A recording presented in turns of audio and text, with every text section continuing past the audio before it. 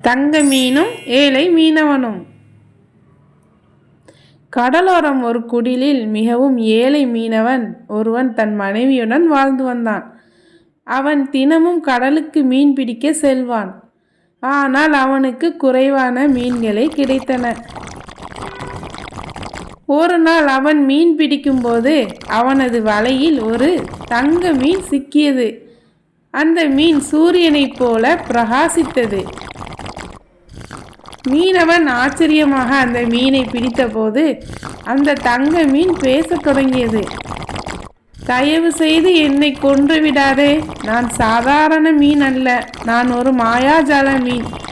என்னை திரும்ப கடலில் நீ விட்டுவிட்டால் நீ கேட்கும் எதையும் நான் தருவேன் என்று மீன் கெஞ்சியது. மீனவன் கருணையுடன், எனக்கு எதுவும் வேண்டாம், உன்னை கொன்றால் எனக்கு பாவம் சேரும், நீ பத்திரமாக போ என்று சொல்லி மீனை திரும்ப கடலில் விட்டான். மீனவன் தன் வீட்டுக்கு திரும்பி வந்து நடந்ததை மனைவியிடம் சொன்னான்.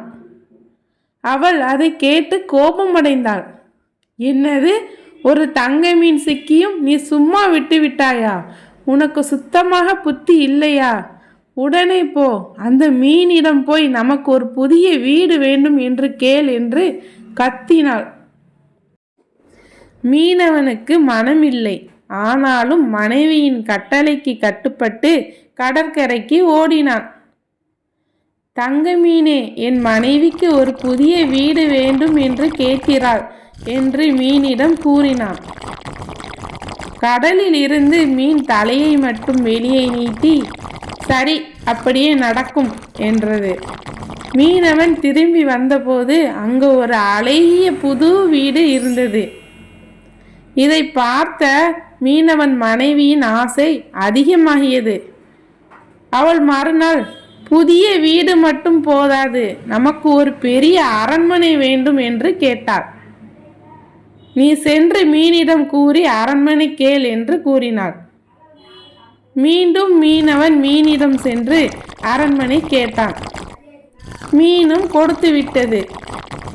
இப்போது அவர்களுக்கு பெரிய அரண்மனை கிடைத்தது.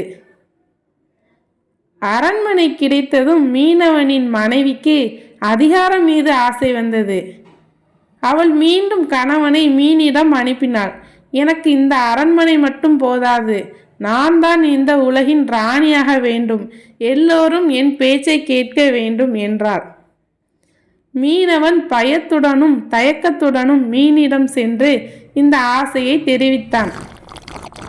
தங்க மீன் தலையை வெளியில் நீட்டி, சரி, உன் மனைவிக்கு உலகின் ராணியாக ஆசைப்படுகிறாளா? அப்படியானால் முதலில் அவள் என்னவாக இருந்தாலோ அதுவாகவே ஆகட்டும் என்று சொல்லிவிட்டு மறைந்து போனது. மீனவன் திரும்பி பார்த்தால் அவனுடைய பெரிய அரண்மனை மாயமாக மறைந்து அவர்கள் முன்பு இருந்த அதே பழைய சிறிய குடில்தான் இருந்தது. மீனவனின் மனைவி பழையபடி ஏழையாக திரும்பிவிட்டாள். அவளுடைய பேராசையால் கிடைத்த நல்ல வாய்ப்பையும் இழந்தாள். இந்த நீதிக்கதை சொல்லும் நல்ல விஷயம், பேராசை பெரும் நஷ்டம். கிடைத்ததில் திருப்தியுடன் வாழ பழக வேண்டும்.